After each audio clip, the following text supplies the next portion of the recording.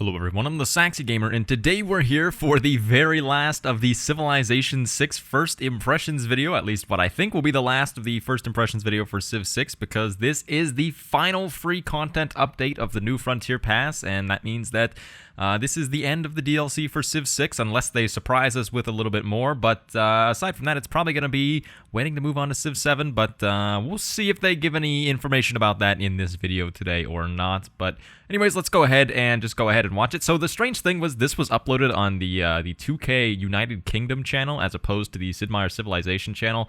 I don't really know why, but that's where you can find it if you want to watch the video in itself. I will link it in the video description below, but let's go ahead and take a look at what's coming at us for the very last patch of Civ 6. Hello Civ fans, welcome to the final, I can't believe we're saying that, free game update of the season for Sid Meier's Civilization 6. So just to point it out, he did say of the season for Civilization 6. He didn't say ever, he said of the season. So this potentially means that we could be getting another season of the New Frontier Pass. Let me know what you guys think in the comments section below. I know that's a hotly debated topic. I kind of hope that we don't get another season of the New Frontier Pass or anything like that, because I'm kind of ready to move on to the next Civ game and stop just filling Civ 6. I mean, Civ 6 has a ton of content and it's great, but I just get a little bit worried that if they keep pumping more content into it, it's going to become a little bit bloated, if you will, and have a little bit too much going on there. But anyways, that's just a theory, so let's go ahead and keep watching. We're so thrilled to have taken this journey with you.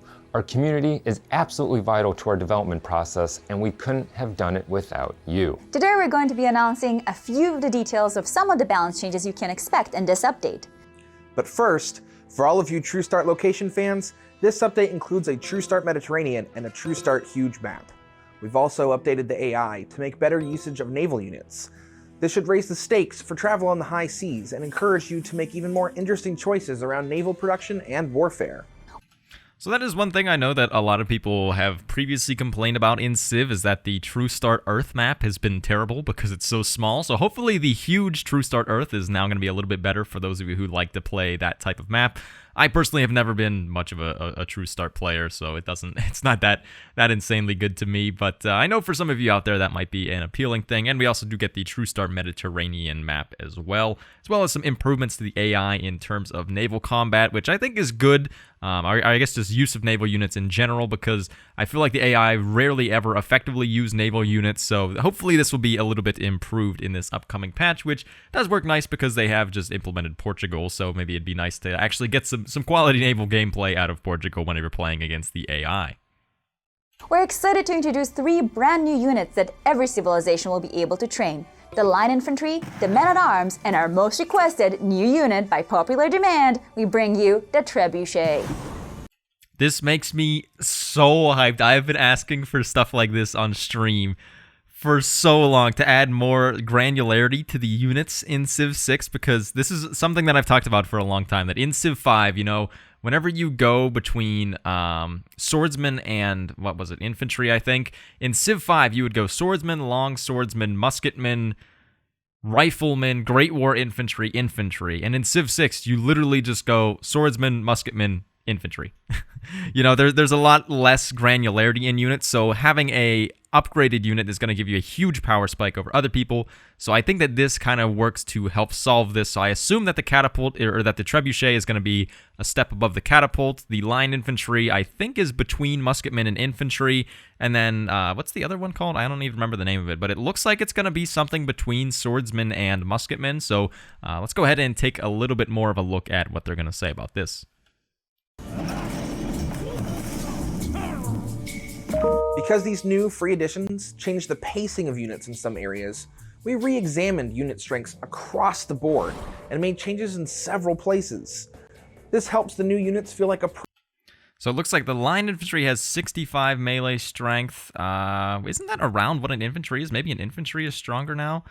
The musketman is 55. Okay, so yeah, so the line infantry is higher than the musketmen, but probably less than the infantry, I would imagine. I don't think they have one to hover over here. They had showed the other thing as well, if I can find it here. Yeah, so the man-at-arms is 45 base strength, which is definitely between a swordsman and a musketman, so that was once again another just kind of middle step there. So I think that these are really good changes. I missed what they said about the trebuchet, but presumably that is a step in between the catapult and the bombard as well. So this is literally exactly what I was hoping that would eventually get added to Civ 6, so I'm so glad to see that this is in here, and this is a very exciting change for me. In several places.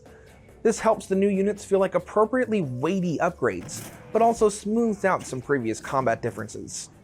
And speaking of differences, the moment you've all been waiting for, tweaks to previously released civilizations.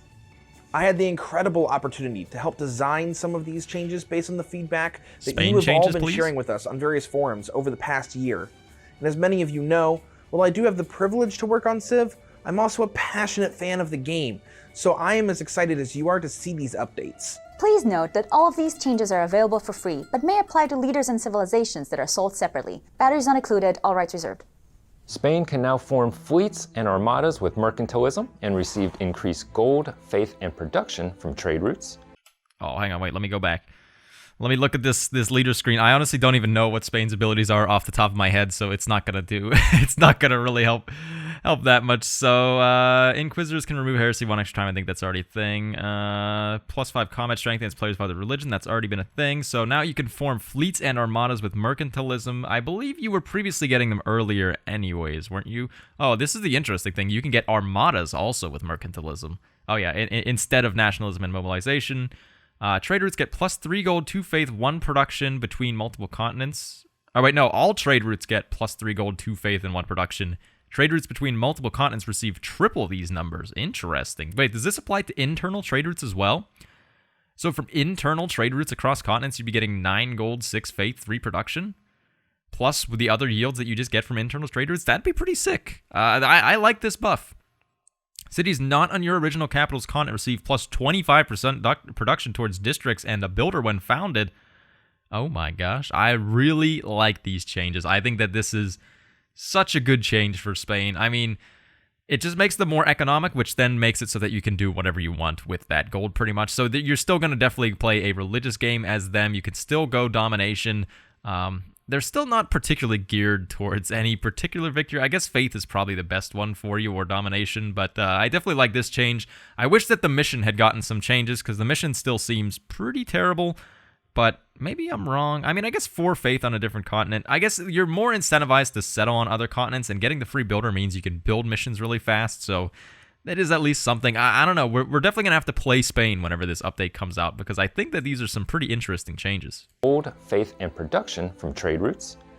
Trade routes between multiple continents further boost these returns. Cities not on Spain's home continent receive increased production towards districts and a free builder when founded. Khmer now provides bonus faith per population and Interesting. So the Khmer here, so they have... what are we going to get now? Holy sites are granted a major adjacency with rivers and a cultural bomb. Food equal to its adjacency bonus, 2 housing upon a river. That's pretty good. What are we getting here? Cities with an aqueduct receive +1 amenity from entertainment, +1 faith for every population. Farms provide +2 food if adjacent to an aqueduct, and +1. Oh, that's actually quite good as well. So you can definitely play the Khmer as like a tall religious civ. I think this is an interesting buff as well.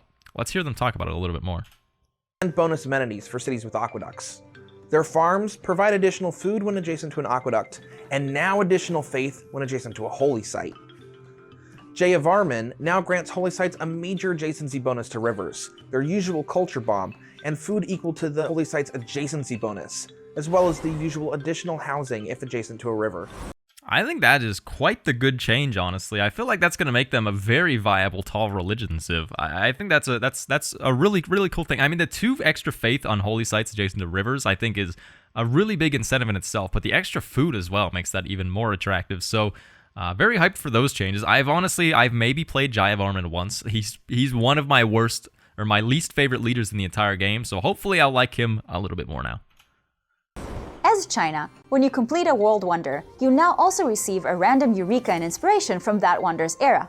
This maintains China's wonder building tendencies regardless of era and whether Qin Shi Huang or Kublai Khan leads them. All right, that's like a pretty minor buff for China. I mean, I think it's fine. It's not gonna. I don't think that's gonna change too much about China. I honestly don't really think that one's that necessary, but I see Mapuche coming up, so this one's gonna be exciting. Mapuche's civ ability now gives cities with an established governor additional culture, production, and combat experience for all units. Gosh, what the heck? 5% culture, 5% production, 10%. So we've already had the 10% experience, but 5% culture, 5% production, and then these numbers are tripled in cities not founded by Mapuche. So if you have a city that you've conquered, you get 15% bonus culture, 15% bonus production, 30% bonus experience if you have a governor in that city. All cities within 9 tiles of a city with your governor gain +4 loyalty per turn towards your civil. Oh my god.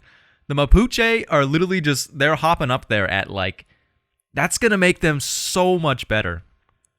So much better. That's such a good ability, honestly. That's so good. Wait, did this get changed as well? 40 loyalty of that civilization is in a golden or heroic. Oh my god, 40 loyalty for 1 unit?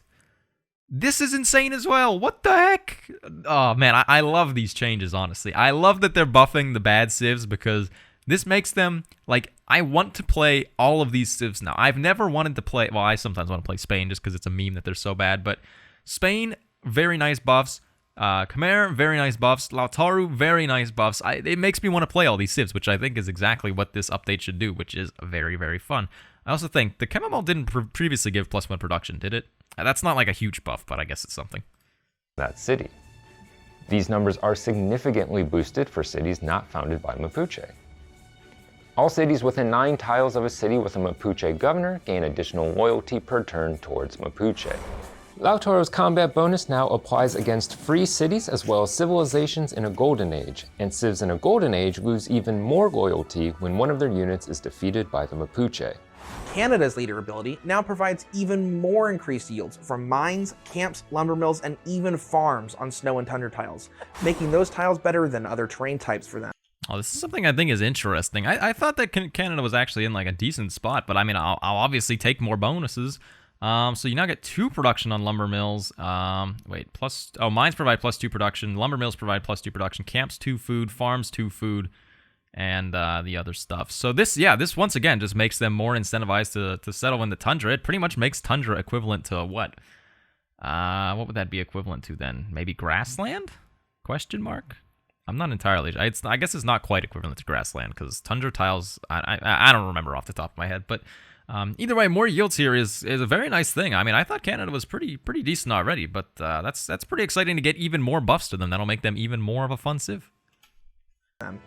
Canada's Mounties are now cheaper to build and have additional combat strength as well as an additional national park charge. We've also made changes to... Wait, did they say an additional national park charge? You can build 2 national... Oh my god, you can create 2 national parks now with a Mountie? Oh my gosh, this is so good. Additional combat strength I don't really care about because I never war anybody whenever I'm playing Canada, but the ability to create 2 national parks also with this at a lower cost is going to be really, really nice. Man, I'm really excited for some of these buffs. Many other civilizations, like the much-debated Georgia. Uh-oh, Georgia got a buff. What is it? It's probably terrible. Combat victories provide faith equal to 50% of the combat strength of the defeated unit. Yeah, that's garbage. It's not that good. That's still pretty terrible. Is that literally the only thing that's been changed? All right, Georgia's still F tier, which is it's perfectly enough of a meme that Georgia still sucks. But everybody else seems pretty cool. Look for the complete list in our patch notes. So yeah, they mentioned that there are a bunch of other leader changes as well, which is going to be very exciting. So they don't have the patch notes out yet. Those come out normally on the day of the release, which will be April 22nd, so 10 days from now. So not this Thursday, but next Thursday, as per usual, which is very exciting. So it'll be very nice to go through. But then I'm going to have to remake a lot of leader spotlights, which is kind of a pain in the butt. But it gives me content to make, so I won't complain too much. To sum up, we also have 2 new TSL maps, better AI for navies, and 3 new units, including a trebuchet. All of which have been directly inspired by your feedback and is free for you to enjoy. Civ fans, you're the best fans in gaming. Please keep mashing those follow buttons so you never miss out on any news about Sid Meier's civilization. Because we're always over here taking one more turn. All right, so that is the last of the free updates for the New Frontier Pass, which I think this is a pretty good one. I mean, there's not like any insanely I guess I say there's not that insanely new content, but we do have 3 new units, which I think solves a big problem of Civ 6. We've got a lot of balance changes, which I think make a lot of the previously terrible leaders a lot more fun. Man, the one I just thought that they didn't show off is any changes to Gandhi, who currently sucks, but maybe that's still coming, but maybe they just didn't show it off in the video. I'm very excited to see the full patch notes on this one to see exactly what kind of leader changes we have going for us. But yeah, this one is very exciting to me, and it really has been a great time. I've really enjoyed the New Frontier Pass, just giving us some new fresh stuff for Civ 6, pretty much every single month, which has really helped keep the game new and fresh rather than just playing the same game for, like 9 months in between DLCs or anything like that, or probably even more than that. But yeah, I definitely do like the New Frontier Pass model, so it'll be interesting to see if they do another season of it, or if they move on to Civ 7, or maybe they do both. Maybe they continue to release content for Civ 6 while working on Civ 7. That would honestly be the ideal for me, but I guess we'll just have to wait and see if they release any news about that. But let me know what you think in the comments section below. But thank you everyone for watching. I have been the Saxy Gamer. If you enjoyed the video, feel free to like. If not, feel free to dislike. And if you're looking for some more Civilization 6 content, feel free to subscribe. Thank you for watching, and goodbye.